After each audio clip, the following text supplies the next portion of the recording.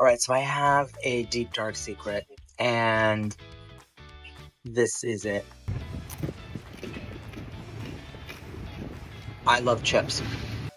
I eat bags of chips, but I've actually perfected doing your own baked chips with avocado oil. I'm going to show you how to do it.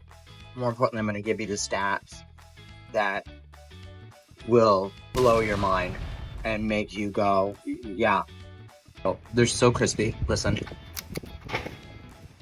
you're not missing anything except the fat and processed oils.